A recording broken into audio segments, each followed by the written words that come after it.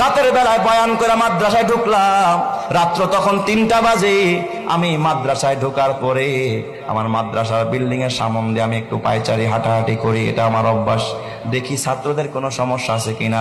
হঠাৎ দেখি বিল্ডিং এর সামনে দিয়ে হাঁটতেছি, গুনগুন গুনগুন করে কান্নার আওয়াজ। রাত্র 3টা, আমার কলিজায় যেন আঘাত হানতেছে। আল্লাহ, ও মালিক, গভীর রাত, মানুষ ঘুমায়, পশু পাখিরা ঘুমায়, এই রাতে আবার কে কাঁদে? হাঁটতে হাঁটতে যখন মসজিদের দিকে আগাইলাম, দেখি মসজিদের কেসি গেট দিয়া সামনে থেকে কান্নার আওয়াজ আসতেছে। বারান্দায় গিয়া মোবাইলের আলো জ্বালাইয়া যখন আলো মারলাম, তাকা দেখি মসজিদের ভিতরে আমার মাদ্রাসার 2টা এতিম বাচ্চা, ওরা বিনয়া বিনয়া মোনাজাত দিয়া কাঁদতেছে।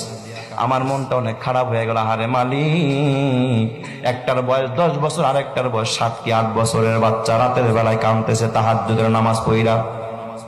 মনে চাইলো ভিতরে ঢুকে একটু আদর করি, কিন্তু চিন্তা করলাম আয় হায়, আমি ঢুকলে ওরা আর কাঁদবে না, আমলটা নষ্ট হয়ে যাবে।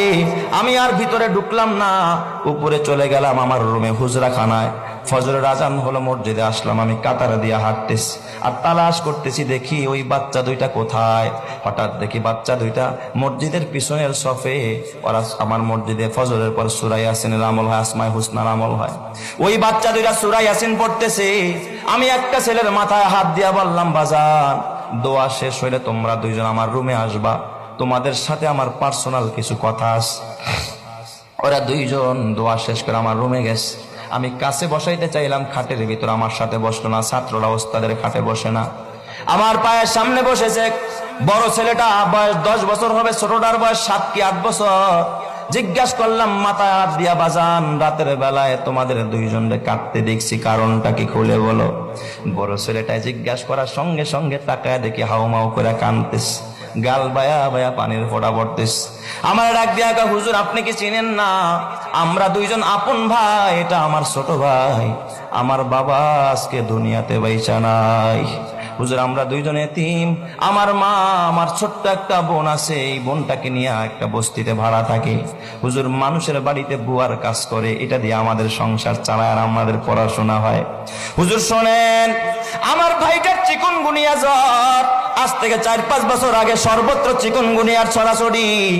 হুজুর আমার ভাইটা বোর্ডিং এর খাবার, এত নরমাল খাবার আমার ভাইটা কোনোদিন 1 লোকমা, কোনোদিন আধা লোকমা, কোনোদিন একটু ডাইলের পানি চুমুক দিয়া খায়। জ্বরের মানুষ, 7 বছরের বাচ্চারে মা বাবারা নুডলস রান্না করে খাওয়ায়, হরলিক্স খাওয়ায়, গরম পানিতে গোসল করায়, মা নিজে খাওয়ায়া দেয়। ওই বাচ্চা মা বাবা সারা বাচ্চা। ও হুজুর, গতকালকের ঘটনা, আমার ভাইটা 1 লোকমা খানা খায় না। বিকেল বেলা দেখি আমার ভাইটা হেলে দুলে পড়ে যায়। আমার ডাক দিয়া কয়, ভাইয়া একটা রুটি কিনে দাও, দেখি পানি দিয়া ভিজায় খাইতে পারি কিনা, বন্ডডির 4 দোকানে বেশ। ওই ছেলেটা ডাক দিয়া বলে, উস্তাদ কসম আল্লাহর, আমার কাছে একটা রুটি কেনার মতো পয়সা নাই, ওরে আমি একটা রুটিও কিনে দিতে পারি নাই। বললাম, ভাই রে, আসরের পর ঐচ্ছিক ছুটি থাকে, ওই সময় আমি বাসায় যাব, আম্মুর কাছ থেকে টাকাই না, তোরে রুটি কিনে দিব। আমি আসরের নামাজ পড়া দৌড়াদৌড়ি কইরা বাসায় গেলাম। ওই বস্তির ভিতরে যায় দেখি আমার মা ঘরে পড়া, আমার ছোট্ট বোনটা মায়ের পাশে কাঁদতেছে।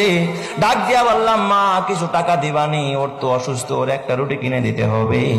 আমার মা আমার ডাক দিয়া, বাবা আজকে 4-5 দিন হয় আমি অসুস্থ, কাজে যাইতে পারি না, ঘরে খাবার নাই, বাড়িওয়ালায় ভাড়া চায়, ভাড়া না দিতে পারলে ঘর থেকে বের করে দিবে, আমি করে কেমনে টাকা দিব? হুজুর আমার মা আমার টাকা দিতে পারে নাই। আমি যখন খালি হাতে মাদ্রাসায়, আমার ভাইটা গোটা বিকাল কাঁদতে কাঁদতে বালিশ ভিজায় ফেলছে।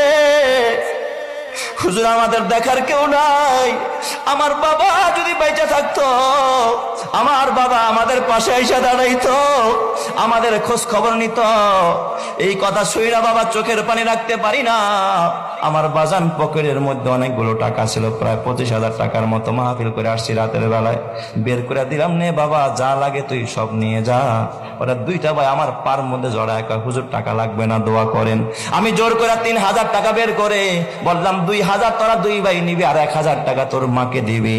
ও আমার বাবা, তাইলে আর কত অসহায়, এরা আল্লাহর কাছে কান্দে, কয় হুজুর রাতের বেলা আমার সব ছাত্র ভাইরা ঘুমায়, আমার তো আর ঘুম হয় না। ছোট ভাই তারা বললাম, ভাই রে আমাদের দেখার কেউ নাই, যিনি এতিম বানাইছে তার কাছে যাই, চলো মসজিদে গিয়া বলি।